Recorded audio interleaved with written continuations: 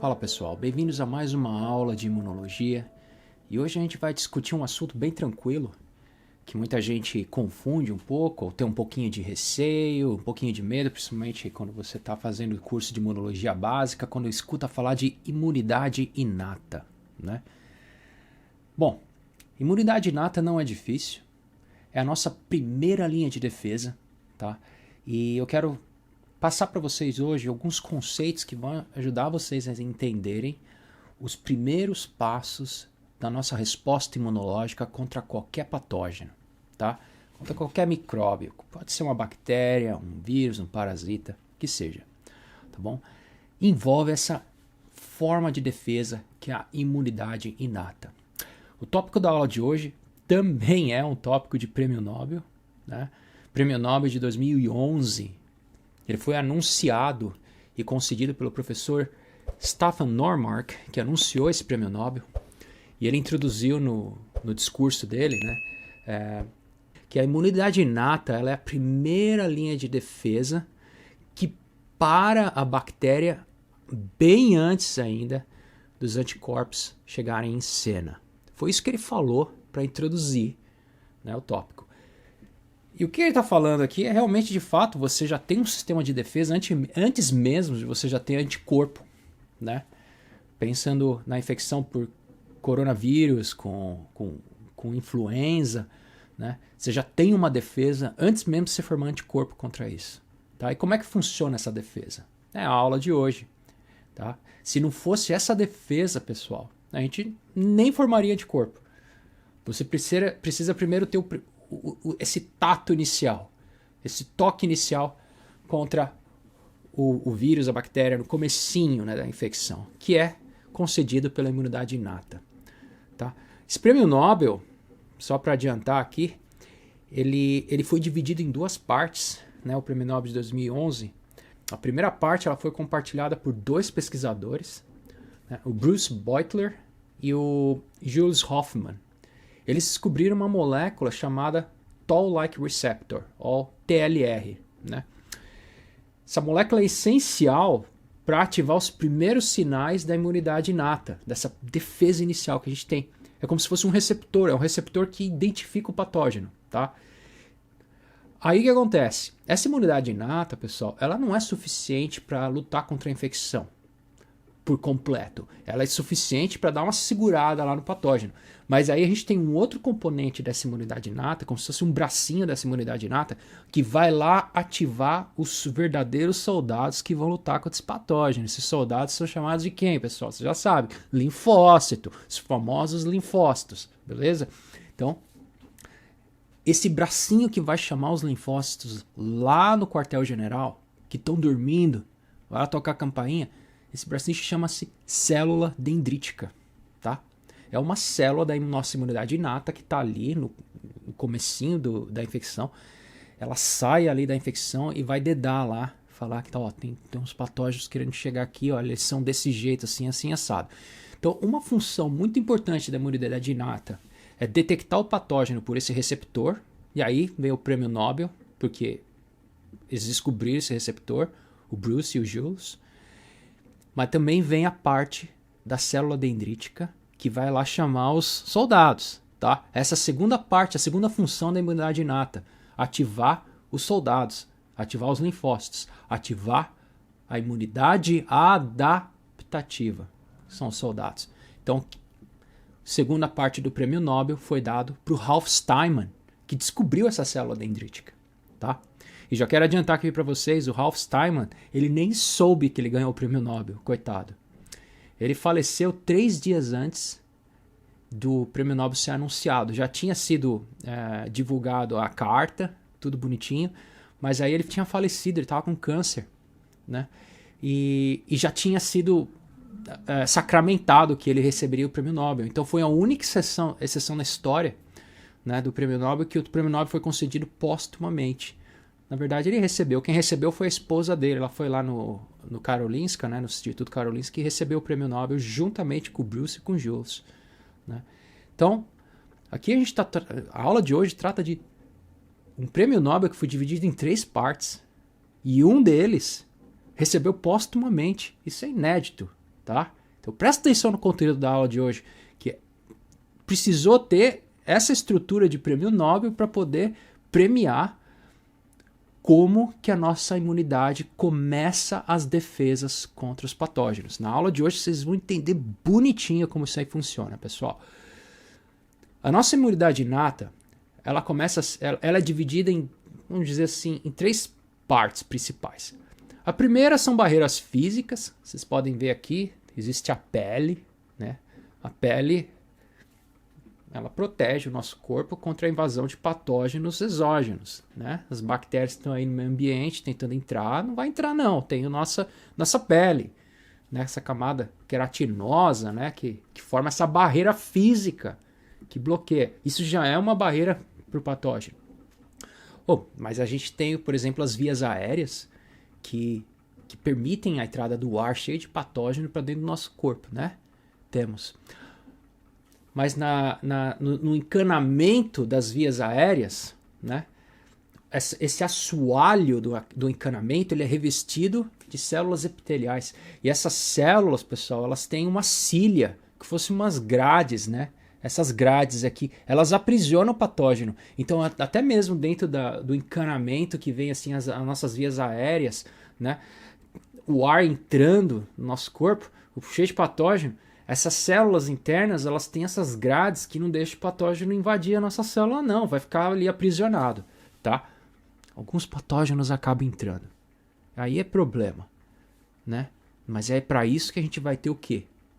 Barreiras químicas, por exemplo, células cálice, né? A gente chama de goblet cells, né? Células no formato de cálice que estão ali nas vias aéreas, elas produzem o muco. Elas secretam essa cola, que é justamente para tentar grudar o patógeno, o vírus, para ele não conseguir entrar ali, né? E não infiltrar as nossas células, tá? Então o muco está vindo ali dessas células cálice que estão no assoalho das vias aéreas ali, secretando esse muco. Quando a gente detecta patógeno, já começa a secretar, para tentar neutralizar o patógeno ali e não deixar ele invadir e entrar no nosso corpo. E quando a gente come também, pessoal, é uma forma do patógeno tentar entrar no nosso corpo, né? Vai entrar pelas vias aéreas, vai entrar pelo esôfago. Quando a gente está comendo, vai na comida, né? Então não adianta a gente cozinha, tenta lá, né, ferver a água, a gente vai cozinhar os nossos alimentos, tentar matar o patógeno em altas temperaturas, né? Mas eventualmente um ou outro vai passar. E é por isso que a gente tem no nosso estômago o ácido clorídrico. O ácido clorídrico, ele zera assim o pH, né? O pH ele cai, né? Fica aquele ambiente ácido que não tem o que sobrevive ali, né? Imagina, é ácido puro, né? Ácido clorídrico, você tem ácido clorídrico dentro do seu estômago. Vai mexer com ácido clorídrico, derrete a tua mão. O assoalho do estômago ele é dedicado a resistir esse ácido. E esse ácido detona qualquer patógeno que tenta infiltrar por ali, pessoal, tá? Por isso a gente tem essas barreiras químicas. Quer ver outra barreira química? A gente tem a nossa lágrima, os nossos olhos, né? Tá em constante contato com o ar. Imagina se a nossa lágrima não tivesse substâncias bactericidas. A gente tem uma substância que você não vê, né? Porque é tão pequenininha. A gente tem uma substância chamada lisozima. É uma proteína que lisa bactéria. A bactéria ela tem uma parede, né, que a gente chama de parede peptidoglicana, né? A lisozima come essa parede e a bactéria explode. Lindo isso, né? Conteúdo de microbiologia, né? Então, a nossa lágrima, então a via de entrada também ela é adaptada, tem esses elementos químicos de defesa, tá? No nosso sangue, imagina se uma bactéria cai no sangue, né? A gente está falando de sepse. Já ouviram falar em sepse?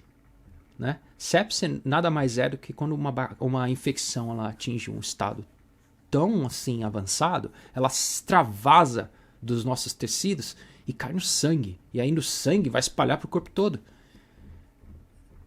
É morte na certa. O nosso sangue precisa ter mecanismo que tenta parar esse negócio. Tenta. Não para com tanta eficiência, mas bloqueia. O nosso sangue tem proteínas. A famosa proteína CRP. Vocês já ouviram falar na proteína CRP? Né? Proteína C reativa. Tá? Por isso que o médico pede para a gente fazer exame, né, de proteína C reativa. Por quê? Porque o fígado da gente produz essa proteína e cai no sangue para poder neutralizar patógeno. Quando a gente tem uma infecção bacteriana e está tão avançado, isso significa que o nosso fígado acordou e começou a produzir essa proteína em alta quantidade, caiu para o sangue. Quando tem uma infecção bacteriana avançada, as quantidades de proteína C reativa, né, essa CRP, ela sobe 1000 vezes a concentração dela no sangue e você consegue detectar isso. Né? Então, quando você tem CRP ou proteína C reativa alta no sangue, é um indício claro de infecção. Vocês vão entender por que hoje. É lindo isso. Essa aula de hoje é maravilhosa. Proteínas complemento, né? São estruturas que bloqueiam, né, o patógeno lá no sangue. Né? Existe um sistema inteiro de diferentes peças de Lego chamado complemento que encaixa no patógeno para neutralizar o patógeno no sangue. Existem outras proteínas chamadas defensinas e assim por diante. Mas pessoal, essa aula é introdutória, eu não vou entrar em muito detalhe nisso, mas o patógeno ele passa por isso. Os patógenos são espertos, essas bactérias sobrevivem já há milhões de anos. Né? Esses vírus, eles conseguem infiltrar essas barreiras. Aí o que acontece, pessoal? Né? Se eles passarem essas barreiras, a gente vai precisar de células mais adaptadas para poder lutar contra eles. Que células são essas? São as barreiras celulares da imunidade inata. Tá? São macrófagos, neutrófilos, mastócitos, células dendríticas, natural killers, assassinas naturais e assim por diante. Essas células são as principais responsáveis para neutralizar o patógeno no comecinho da infecção. Tá? O patógeno eventualmente ele vai invadir a pele, ele vai passar pela cília, invadir as nossas vias aéreas, vai se estabelecer. A gente vai tentar produzir muco ali, por isso você fica com o nariz entupido, tenta neutralizar o patógeno, tá toda hora ativando as células goblets lá, produzindo muco pra caramba, muco vai espalhando tudo quanto não tem pra onde ir, prende nas vias nasais, você tá tentando neutralizar o patógeno, tá só crescendo ali. Vai precisar ativar as células. Células vão lá pra tentar lutar, tá bom? A gente vai discutir isso. Mas hoje, a aula de hoje, a gente vai tentar de uma forma bem clara entender como é que acontecem essas ativações. Quais são como é que acontece de forma molecular, de forma a nível atômico, sabe? Você vê lá do microscópico o que está acontecendo. Vamos tentar ver isso de uma forma bem ilustrada. Então pensa assim, pessoal. O nosso sistema imuninato, para ele detectar o patógeno, ele tem que detectar sinal. É igual você. Você quer entrar na internet, você precisa de sinal da internet. Senão você não acessa, certo? Você precisa de sinal. Você vai, eu tô com sinal aqui. Aí você acessa a internet. O sistema imuninato é a mesma coisa. Para ele detectar patógeno, precisa de sinal. O patógeno precisa ter um sinal. Aí ele vai detectar. Que sinal é esse? Essa é a primeira parte muito importante da imunidade inata. A nossa imunidade inata ela é muito inteligente. Ela consegue detectar sinais codificados. Ela quebra sinal codificado. Ela consegue detectar padrão de sinal. Sinal de patógeno. Ela é tão inteligente que a gente costuma falar que ela tem o QI lá em cima. Já ouviu falar em QI? Né? IQ. Né? É um índice que mede a nossa cognição, a nossa capacidade cognitiva. Né? Não sei se vocês já ouviram falar em testes de QI. Né? Existem testes, né, que eles fazem aí para mensurar a sua capacidade cognitiva, inteligência, né, sua capacidade de resolver problemas. Né? O nosso sistema imune inato, ele literalmente resolve testes de QI. Você sabia disso? Porque ele é inteligente para poder detectar esses sinais e tem que ser inteligente. Como é que funciona um teste de QI? Olha aqui no esqueminha, pessoal. O que é um teste de QI? Literalmente você, quando faz um teste de cognição, é a sua capacidade de detectar padrões, né, em esquemas complexos. Tá? Quando você mede a sua capacidade de detectar padrões em sistemas complexos, você está medindo a sua capacidade cognitiva para resolver problemas, de achar soluções em meio à complexidade. Um teste de QI banal, bem babaca, bem fácil, é quando você tem aqui, por exemplo, esses dois esquemas, esquema A e esquema B. O que está diferente e o que está igual aqui? O que está diferente são as estruturas centrais. Aqui você tem os círculos de diferentes cores, né? Aqui você tem quadradinho e triângulo, né? Um é preto, o outro é amarelo, um tem triângulo, o outro tem quadrado. Mas o que está sendo preservado aqui, né? São as esferas azuis, né? Então, se você é esperto, se tem cognição, a sua cognição consegue identificar o que é diferente e o que é igual. E o teste de QI vem com um terceiro elemento perguntando para você o que é igual, que deveria estar aqui no lugar do ponto de interrogação. Aí você responde, porque você tem cognição, você tem capacidade de identificar padrão, você responde. O padrão aqui são as esferas azuis. Você identificou o padrão. O sistema imune inato faz a mesma coisa. Ele identifica padrões, tá? Mas, ao invés de identificar padrões em testes de QI, ele identifica padrões em patógenos. Olha aqui, por exemplo, você tem o patógeno A, patógeno B e o C. Quando eu falo patógeno, estou falando de micróbio, tá? Patos é doença, né? Geno, de gênesis. Patógeno é tudo que inicia uma doença, é um micróbio, por exemplo. Então, o micróbio A, B e C, eles têm o que aqui em comum? Essas estruturas em roxinho aqui, tá vendo? Olha só que bonitinho. Essas estruturas são comuns, né? Os vírus, eles têm muitas coisas que eles compartilham. São vírus diferentes e eles têm partes dentro deles que eles compartilham, que são iguais. Por exemplo, o vírus HIV, a influenza e o coronavírus, todos eles têm glicanas, né? Elas têm glicoproteínas cheias de glicanas, essas longas cadeias de açúcar no interior dessas glicoproteínas. E nosso sistema imuninato consegue identificar essas estruturas, tá? São similares. Isso ajuda, pessoal, enquanto você desenvolve um sistema que consegue identificar esse tipo de estrutura contra um patógeno, ao mesmo tempo ele detecta outro patógeno. Isso é muito eficiente para o sistema imuninato poder reagir contra diferentes coisas ao mesmo tempo, de forma rápida. Então esses padrões, pessoal, que são compartilhados entre patógenos, eles são chamados de padrões moleculares associados a patógenos. Tá? Simples. Novamente, padrões moleculares associados a patógenos. Do inglês, a sigla é Pathogen Associated Molecular Patterns, que vai dar esse nominho aqui, PAMPs. Tá? Então, PAMPs é a sigla que representa os padrões moleculares associados a patógenos que são reconhecidos aqui pelo nosso sistema imune inato. Tá bom? Facinho? Bem facinho. Tá. Pessoal, tem só uma coisinha a mais. O nosso sistema imune inato, ele não reconhece apenas patógenos, tá? O nosso sistema imune inato de defesa, ele também confere defesas contra situações de estresse que os nossos tecidos estão passando. Olha que bonita a nossa imunidade. Ela não luta apenas contra micro-organismos.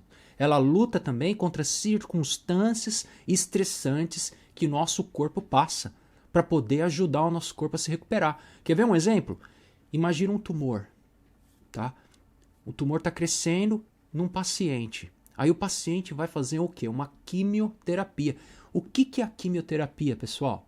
É um tratamento que usa uma droga ou um conjunto de drogas que vai atacar o quê dentro do tumor? Vai atacar o DNA. Por que é uma terapia eficaz atacar o DNA? O que é o câncer, pessoal? É a célula normal do nosso corpo que perde o controle de duplicação. Ela começa a se duplicar sem controle. Onde está o controle? Não está no DNA?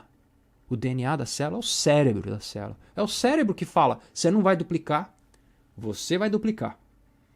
O DNA, pessoal, vai dizer para a célula, está na hora de duplicar. Ou agora não está na hora de duplicar.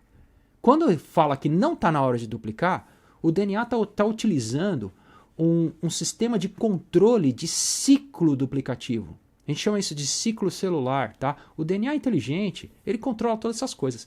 Mas quando o DNA perde o controle, a célula começa a duplicar.